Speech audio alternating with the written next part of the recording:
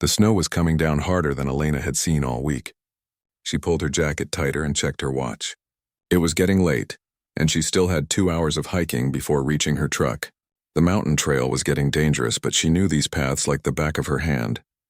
Elena had been guiding people through these mountains for 8 years. She loved the quiet, the peace, and the way nature could make all your problems seem small.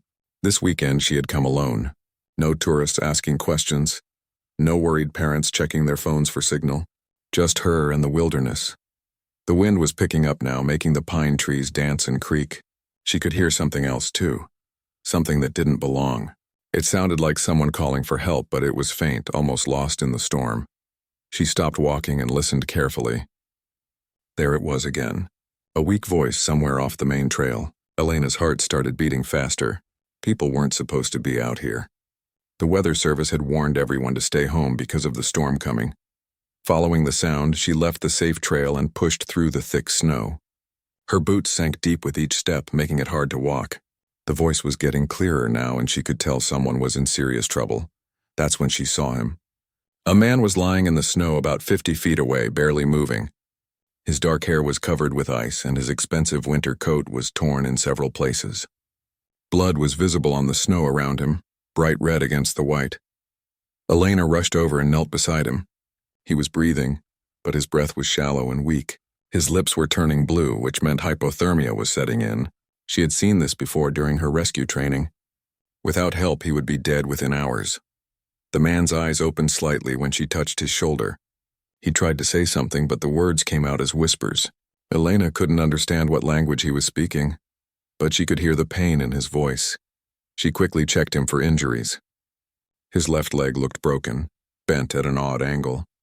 There was a deep cut on his forehead that was still bleeding. Worst of all, he was soaking wet, which meant his body was losing heat fast. Elena looked around, trying to figure out what had happened. She could see tracks in the snow leading to a steep cliff about 100 yards away. It looked like he had fallen or maybe gotten caught in a small avalanche. His backpack was nowhere to be seen, probably buried under tons of snow. The storm was getting worse by the minute. The wind was howling now, and the snow was falling so thick she could barely see 20 feet ahead. Elena knew she had a choice to make, and she had to make it fast. She could leave him here and go get help. It would take her at least 3 hours to reach the ranger station, and by then the man would probably be dead. Or she could try to get him out herself, but that would put both their lives at risk. Looking at his face, pale and peaceful in the snow, Elena made her decision. She wasn't going to let this stranger die alone on the mountain. She had rope, a tarp, and enough supplies to make it work. It would be the hardest thing she had ever done, but she was going to try. She started taking off her extra gear, planning how to move him safely. The man opened his eyes again and looked right at her. Even though he couldn't speak clearly, she could see the gratitude in his eyes. He knew she was going to help him. Elena had no idea that this moment would change everything. She didn't know that the stranger she was about to risk her life for was someone very important. All she knew was that another human being needed her help, and she couldn't walk away. The snow kept falling as she prepared for the most difficult rescue of her life. In a few hours, both of them would either be safe, or they would both be lost in the storm forever. But Elena had made her choice, and there was no turning back now. She began gathering the supplies she would need, her mind already working on the problem of how to get an injured man 3 miles through a blizzard. It seemed impossible, but Elena had learned long ago that impossible things happened every day in the mountains. Sometimes all it took was someone willing to try. Elena worked fast, knowing that every minute counted. The temperature was dropping quickly, and the wind was getting stronger.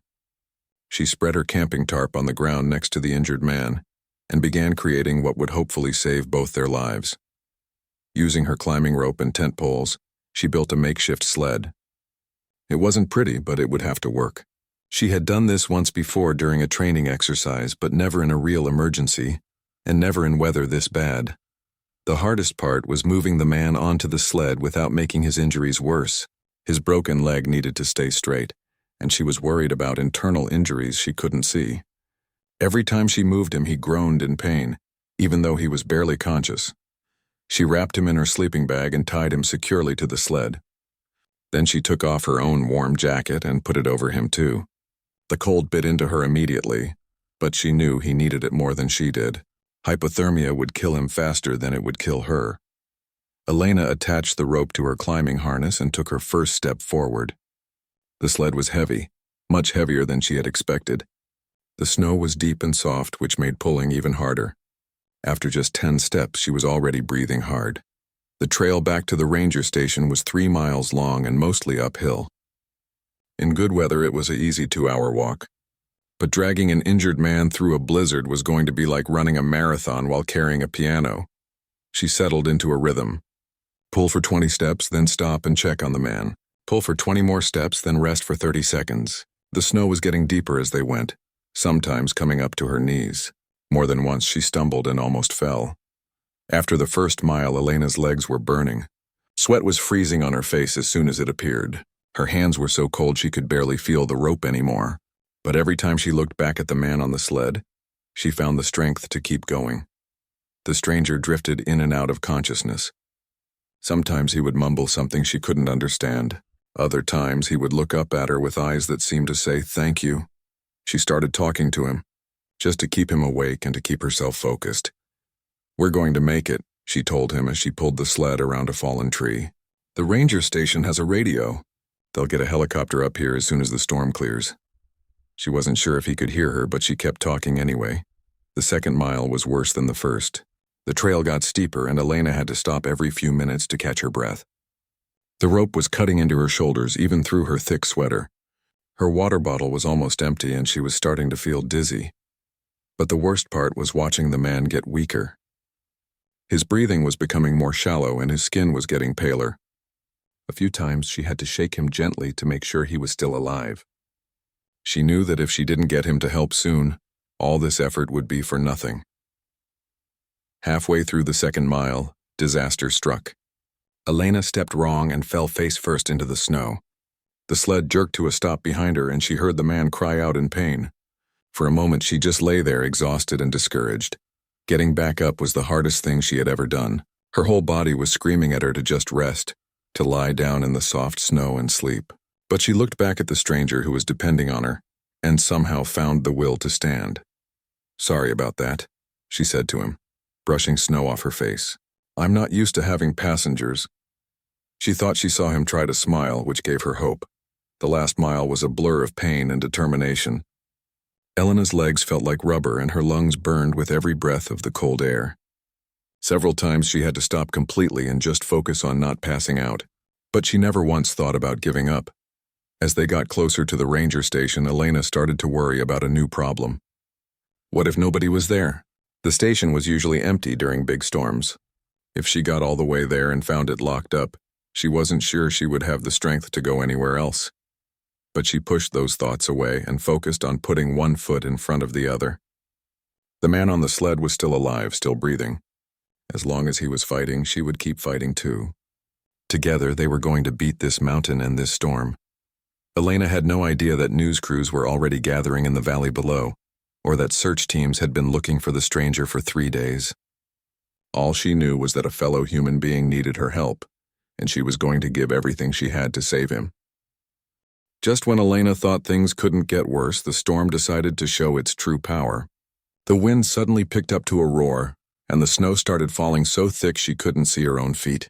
She had to stop pulling the sled because she couldn't tell which direction was forward anymore. This was what mountain people called a whiteout. The snow was coming from every direction at once, creating a wall of white that made everything look the same. Elena had been through a few of these before, and she knew the rule: when you can't see, you don't move. Getting lost in weather like this meant death. But standing still wasn't really an option either. The man on the sled was getting colder by the minute, and Elena herself was starting to shiver uncontrollably. They needed shelter, and they needed it now. Elena tried to remember the trail. About halfway to the ranger station, there was a small cave she had used before when caught in bad weather. It wasn't much, just a gap between some large rocks, but it would block the wind. The question was, could she find it in this whiteout? She made the decision to try. Very carefully, pulling the sled just a few feet at a time, she worked her way off the main trail. She used her hiking poles to feel ahead in the snow, looking for the rock formation she remembered. After what felt like hours but was probably only 20 minutes, her pole hit something solid. It was one of the large boulders that marked the entrance to the small cave. Elena had never been so happy to see a pile of rocks in her life. The opening was narrow, but by unhiding the sled and dragging the man carefully, she managed to get both of them inside. The cave was tiny, barely big enough for 2 people to lie down. But after hours in the howling wind and snow, it felt like a luxury hotel. Most importantly, it was dry and protected from the wind. Elena could finally stop shivering long enough to think clearly. She checked on the stranger first. His pulse was weak but steady, and his breathing was shallow but regular. The makeshift bandage on his head wound was soaked through with blood, so she replaced it with a clean cloth from her first aid kit. His broken leg had swollen up inside his boot, but there wasn't much she could do about that here. The man's eyes opened while she was working on his bandages. He looked around the cave, confused and in pain. When he saw Elena's face, he tried to speak. The words came out in a language she didn't recognize, but his tone was grateful. "English?" she asked him. He nodded weakly and tried again. "Thank you," he whispered, his voice barely audible. "You saved me. Don't thank me yet," Elena replied, trying to sound more confident than she felt. "We're not out of this mess, but we're going to make it. I promise." She shared her remaining water with him, giving him small sips so he wouldn't choke. Then she opened her last energy bar and gave him half, even though her own stomach was growling. Food and water were going to run out soon, but she tried not to think about that. The strangest thing happened as they sat in that tiny cave, listening to the storm rage outside. The man started talking, sometimes in English and sometimes in what sounded like several different languages. Most of it didn't make sense, but Elena could tell he was trying to tell her something important. He talked about mountains and rivers, about protecting the land and fighting for what was right. He mentioned his father and said something about responsibility and tradition. Elena figured the cold and pain were making him confused, but she listened anyway. It seemed to comfort him to talk. "My father," he said more clearly at one point. "He taught me that the land doesn't belong to us. We belong to the land." Elena nodded, even though she wasn't sure what he meant. She had heard similar things from some of her older clients, people who spent their whole lives in the wilderness. As the hours passed, Elena began to worry more about their situation. The storm showed no signs of stopping, and their supplies were almost gone. She had one small candle left, which provided a tiny bit of warmth and light. When that burned out, they would be in complete darkness. The man seemed to sense her worry. Despite his pain, he managed to reach out and touch her hand. "You have a good heart," he said. "The spirits will remember this." Elena didn't really believe in spirits, but something about the way he said it made her feel a little bit better. She decided to try to get some sleep while the storm continued. They could conserve body heat by staying close together, and maybe when she woke up the weather would be better. She arranged their remaining supplies around them and settled in next to the injured stranger. "What's your name?" she asked quietly. He was quiet for so long she thought he had fallen asleep. Then he spoke, his voice barely a whisper. "David," he said. "My name is David. I'm Elena," she replied. "Nice to meet you, David, even under these crazy circumstances." She thought she heard him chuckle softly. Then they both fell silent, listening to the wind outside and trying to stay warm. Elena had no idea that people were looking for David, or that his disappearance was making news across the country. All she knew was that she had made a friend in the most unlikely place, and somehow that made everything seem a little less hopeless. Elena woke up to silence. After hours of howling wind, the sudden quiet was almost scary. She carefully moved away from David, trying not to wake him, and crawled to the cave entrance to look outside. The storm had finally stopped. Fresh snow covered everything like a thick white blanket, making the world look clean and new. But Elena knew this beauty was dangerous. The snow was now even deeper than before, and the temperature had dropped so low that her breath turned to ice crystals the moment it left her mouth. David was in bad shape. His breathing was more shallow than the night before, and his skin had taken on a grayish color that Elena recognized from her wilderness first aid training. He was going into shock, which meant his body was starting to shut down. If she didn't get him to a hospital soon, he was going to die. Elena's own condition wasn't much better. Her legs felt like lead, and she was so hungry that her stomach had stopped growling and just felt empty. Her water was completely gone, and she was starting to feel the first signs of dehydration. But David was worse off, which meant she had to find the strength to keep going. She gently shook him awake. His eyes opened slowly, and it took him a moment to focus on her face. "Morning," she said, trying to sound cheerful. "Ready for the last part of our adventure?" David tried to smile, but Elena could see how much effort it took. "How far?" he whispered. "About 1.5 miles," she lied. It was actually closer to 2 miles, but she didn't want to discourage him. "The ranger station has food, heat, and a radio. We'll be sipping hot chocolate in a few hours." Getting David back onto the sled was harder this time. He could barely help at all, and Elena had to lift most of his weight by herself. Every movement caused him pain, but he didn't complain. She was starting to understand that David was tougher than he looked. The first part of the trail was the worst. The new snow was so deep that Elena sometimes sank in up to her waist. The sled got stuck constantly, and she had to stop every few minutes to dig it out. What should have taken 30 minutes took almost 2 hours, but Elena refused to give up. Every time her body told her to quit, she thought about David lying helpless on the sled behind her. He was trusting her with his life, and she wasn't going to let him down. She started counting steps to keep herself focused. 1, 2, 3, 4. Pull harder. 5, 6, 7, 8. Keep moving. Halfway through the final stretch, Elena's legs finally gave out. She collapsed in the snow, breathing hard and feeling dizzy. For a few scary moments, she wasn't sure she could get back up. Her whole body was shaking and black spots were dancing in front of her eyes. David must have heard her fall. "Elena," he called weakly. "Are you okay?" Hearing her name gave Elena the push she needed.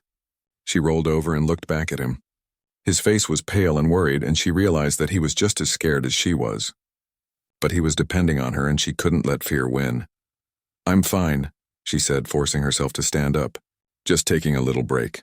She brushed the snow off her clothes and grabbed the rope again. "Come on, David. Let's finish this thing." The last half-mile was a battle against her own body. Elena's muscles were cramping. Her throat was raw from breathing cold air, and her hands were so numb she could barely feel the rope. But she kept pulling, one step at a time, focusing on nothing but the next few feet of trail ahead. When the ranger station finally came into view, Elena almost cried with relief. The small brown building looked like the most beautiful sight in the world. She could see smoke coming from the chimney, which meant someone was inside. They were going to make it. She used the last of her strength to pull the sled up to the front door. Then she pounded on the door with both fists, shouting for help. The door opened, and Ranger Tom Peterson's surprised face appeared. "Elena, what in the world are you doing out in this weather?" "Help," she managed to say before her legs finally gave out completely. "Injured man. Needs helicopter. Now." Tom immediately understood the situation. Within minutes, he had David inside the warm station and was on the radio calling for medical evacuation. Elena collapsed into a chair by the fire, too exhausted to even take off her wet clothes. "The helicopter will be here in 20 minutes, Tom told them. "You did good, Elena. Real good." Elena looked over at David, who was lying on Tom's couch with blankets piled on top of him. His eyes were closed, but she could see his chest moving up and down steadily. He was alive. After everything they had been through, he was alive. She had no idea that the helicopter coming to pick them up was just the beginning of the story. She didn't know that David's rescue would make national news, or that her life was about to change in ways she never could have imagined. All she knew was that she had saved a man's life, and that felt pretty good. As she sat by the warm fire waiting for the helicopter, Elena allowed herself to smile for the first time in 24 hours. They had beaten the mountain and the storm. Together they had done something impossible. Elena woke up in a hospital bed, confused and sore all over. The last thing she remembered was the helicopter landing at the ranger station and paramedics rushing to help David. Everything after that was a blur of warm blankets, IV tubes, and concerned voices asking her questions she was too tired to answer. A nurse came in and smiled when she saw Elena was awake. "Good morning, Sleeping Beauty. You've been out for almost 12 hours. How are you feeling?" Elena tried to sit up and immediately regretted it. Every muscle in her body ached like she had been hit by a truck. "Like I got dragged through a blizzard," she said, then laughed at her own joke. "How's David?" "The man I brought in with me. He's going to be fine thanks to you," the nurse said. "Broken leg, some cuts and bruises, mild hypothermia. But he'll recover completely. The doctor said another few hours in that cold and he wouldn't have made it. Elena felt a wave of relief wash over her. All the pain and exhaustion had been worth it. She had actually saved someone's life. Can I see him? Maybe later, the nurse said. Right now you have some visitors who are very eager to meet you. Before Elena could ask who would want to visit her, the door opened and 3 people walked in. One was a man in an expensive suit who looked like a lawyer or businessman. Behind him was a woman with a camera and recording equipment, obviously a reporter. But it was the third person who caught Elena's attention. He was an older man, probably in his 60s, with long gray hair and kind eyes. He was wearing traditional Native American clothing, including a beautiful beaded shirt and a feather in his hair. There was something about him that made Elena feel like she was meeting someone very important, even though she had no idea who he was. Miss Elena, the older man said, stepping forward. My name is William Whitefeather. I am David's father. Elena's eyes widened. David's father looked nothing like she had expected. She had pictured someone more ordinary, not this dignified man who seemed to command respect just by walking into the room. I wanted to thank you personally, William continued, for saving my son's life. What you did was incredibly brave. Anyone would have done the same thing, Elena said, feeling embarrassed by all the attention. I just happened to be in the right place at the right time. The reporter stepped forward with her camera. Actually, Miss Elena, what you did is making news all over the country. Can we ask you a few questions? Elena was confused. News? I don't understand. Why would anyone care about this? William and the reporter exchanged glances. You don't know who David is, do you? The reporter asked gently. He said his name was David. That's about all I know, Elena replied. We didn't exactly have time for small talk while I was dragging him through the snow. William smiled, and Elena could see where David got his kind eyes from. My son is David Whitefeather. He's a lawyer and environmental activist. But more importantly to our people, he's the son of a tribal chief. His disappearance has been front-page news for 3 days. Elena stared at him, trying to process this information. Wait, you're saying David is like famous? In our community, yes, William said. David was on a spiritual journey, what we call a vision quest, when the avalanche caught him.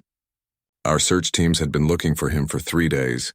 We were starting to fear the worst when we got the call that he had been found. The reporter held up her phone, showing Elena a news website. The headline read, Missing Tribal Leader's Son Rescued by Heroic Guide. Below it was a photo of Elena that someone must have taken at the hospital, looking exhausted but smiling. This is crazy, Elena said, shaking her head. I'm not a hero. I just did what anyone would do. That's where you're wrong, William said seriously. Many people would have walked away. The storm was dangerous and helping David put your own life at risk. But you didn't hesitate. That tells me something important about who you are as a person. The reporter started asking Elena questions about the rescue, but Elena's mind was spinning. She kept thinking about the things David had said in the cave, about protecting the land and spirits and responsibility. Suddenly, those confused words made more sense. Is David okay? She asked, interrupting the reporter.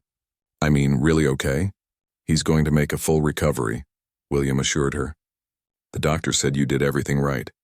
You probably saved his life 3 or 4 times during that rescue. Elena felt tears starting to form in her eyes.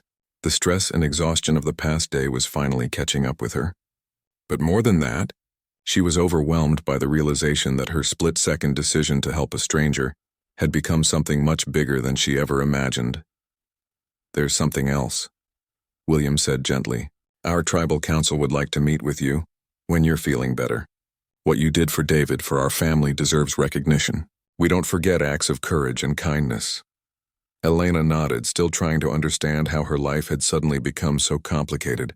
Yesterday morning she had been a simple wilderness guide heading home from a camping trip. Now she was apparently some kind of hero who had saved the son of a tribal chief. The reporter finished her interview and packed up her equipment. William shook Elena's hand warmly before leaving. Rest now, he said. When you're ready, we'll talk more. Our family owes you a debt we can never fully repay. After they left, Elena lay back in her hospital bed and stared at the ceiling. She thought about David, probably lying in another room nearby, recovering from his own injuries. She wondered if he knew yet how much attention their story was getting. All she had wanted to do was help someone in trouble. She never imagined that simple act of human decency would change everything. 3 days later, Elena was finally strong enough to walk around the hospital. The first thing she wanted to do was visit David. She found him in a room 2 floors up, his leg in a cast but looking much better than the last time she had seen him. "Elena," he said with a big smile when she walked in. "I was wondering when they'd let you come see me." "How are you feeling?" she asked, pulling up a chair next to his bed. "Like I got hit by an avalanche," he said with a laugh. "But alive thanks to you." His expression grew serious. "I remember bits and pieces from our time in the cave." "You saved my life, Elena. I'll never forget that." Elena felt embarrassed again. "You would have done the same thing for me." "Maybe," David said. "But that doesn't make what you did any less special." He paused, studying her face. "My father told me you didn't know who I was when you found me." "I'm glad about that, actually. Why?" Elena asked, confused. "Because it means you helped me just because I was another human being in trouble, not because of who my father is or what my last name means. That says something important about who you are." Before Elena could respond, there was a knock on the door. William Whitefeather walked in, followed by 3 other people Elena hadn't met. They were all Native American, dressed in a mix of traditional and modern clothing. "Elena," William said warmly, "I'd like you to meet some members of our tribal council. This is Robert Standing Bear, our treasurer, Mary Two Eagles, our cultural director, and Joseph Running Wolf, our head of natural resources." Each of them shook Elena's hand and thanked her for saving David. Elena could tell these were important people in their community, but they treated her with such warmth and respect that she quickly felt comfortable around them. "We wanted to meet you," Mary explained, "because what you did affects our whole tribe. David isn't just William's son. He's our future. He represents the next generation of leadership for our people." Elena looked at David, who seemed a little embarrassed by all the attention. "I didn't know," she said simply.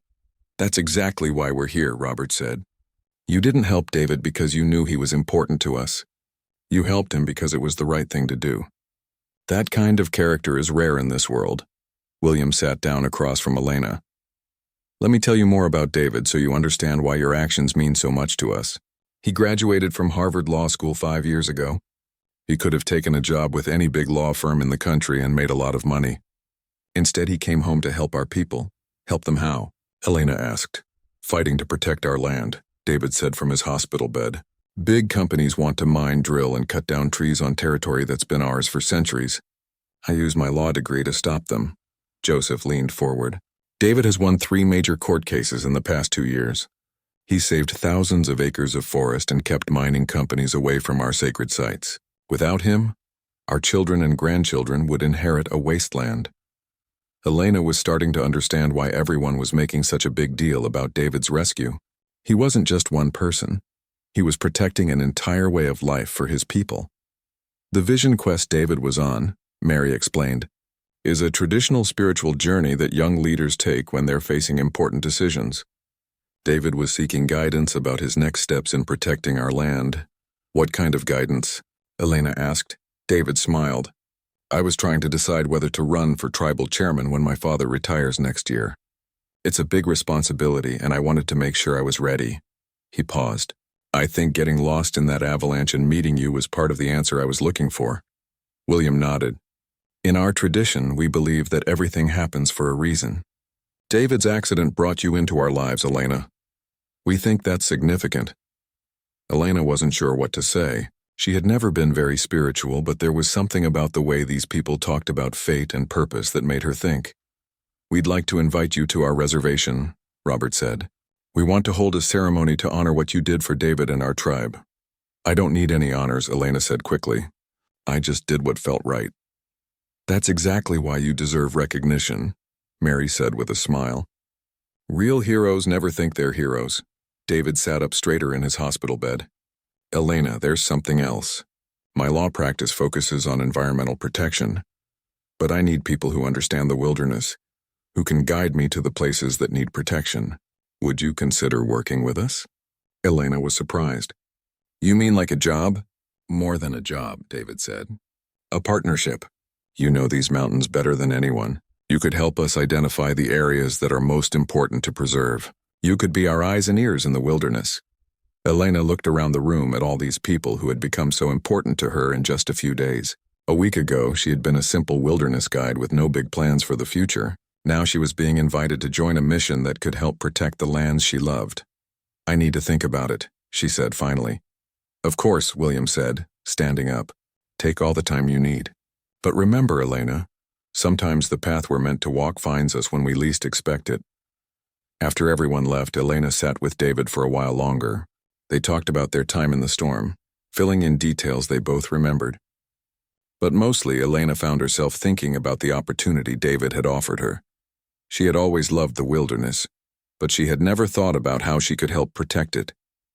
Maybe her chance encounter with David in the snow was more than just a rescue. Maybe it was the beginning of something much bigger. 2 weeks later, Elena found herself driving through the rolling hills toward the Whitefeather Reservation. Her truck was loaded with everything she owned, which wasn't much after 8 years of simple living as a wilderness guide. She had made her decision about David's job offer, but first, she wanted to attend the ceremony the tribe was holding in her honor. The reservation was beautiful, with wide grasslands dotted with traditional homes alongside modern houses. Elena could see the mountains where she had found David rising in the distance, snow still covering their peaks. It felt strange to look at them from this new perspective, knowing how much her life had changed because of what happened up there. David met her at the tribal community center, walking with crutches but looking much healthier than when she had last seen him in the hospital. "Elena, I'm so glad you came. How could I miss it?" she said with a smile. "Besides, I have something to tell you." Before David could ask what she meant, his father appeared with several other tribal members Elena recognized from the hospital. William was dressed in full ceremonial clothing with beautiful beadwork and feathers that caught the afternoon sunlight. "Welcome to our home, Elena," William said warmly. "Are you ready for this?" Elena looked around at the growing crowd of people gathering near the community center. Men, women, and children were all dressed in their finest clothes, many wearing traditional tribal outfits she had only seen in pictures before. Drums were being set up, and she could smell food cooking somewhere nearby. "I still think this is too much fuss for just doing the right thing," Elena said. Mary Two Eagles overheard her comment and laughed. "Elena, you're going to have to get used to the fact that what you did was extraordinary. Our people don't forget acts of courage." The ceremony began with drumming and traditional songs. Elena didn't understand the words, but she could feel the power and meaning in the voices of the singers. David translated some of it for her, explaining that they were singing about bravery, sacrifice, and the bonds that connect all living things. Then William stepped forward to address the crowd. He spoke first in his native language, his voice strong and clear. Elena could see people in the audience nodding and smiling as he told the story of David's rescue. When he switched to English, his words were directed at her. "Elena Martinez," he said, "3 weeks ago you were a stranger to our people. You didn't know our customs, our history, or our struggles. But when you found my son dying in the snow, you didn't see a stranger. You saw a fellow human being who needed help." The crowd murmured their agreement. Elena felt her cheeks burning with embarrassment, but also with pride. "In our tradition," William continued, "we believe that courage isn't the absence of fear. Courage is doing what's right even when you're afraid. Elena, you risked your own life to save David's, knowing that you might not survive the storm. That kind of bravery deserves recognition." William reached into a leather bag and pulled out a single eagle feather. Elena had learned enough about Native American culture to know that this was one of their most sacred symbols, given only to people who had done something truly special. "This feather represents honor, wisdom, and connection to the Great Spirit," William said, holding it up for everyone to see. "It's not given lightly, and it's never given to outsiders." He paused and looked directly at Elena. "But today, you are no longer an outsider." He walked over to Elena and gently placed the feather in her hands. "Elena Martinez, I name you an honorary daughter of the Whitefeather tribe.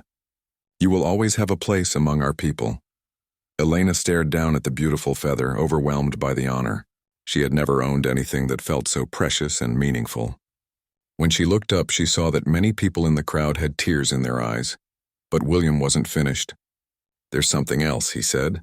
"Our tribal council has voted unanimously to offer you a position as our official wilderness consultant. You would work with David to identify and protect the lands that are most important to our heritage and our future." Elena took a deep breath.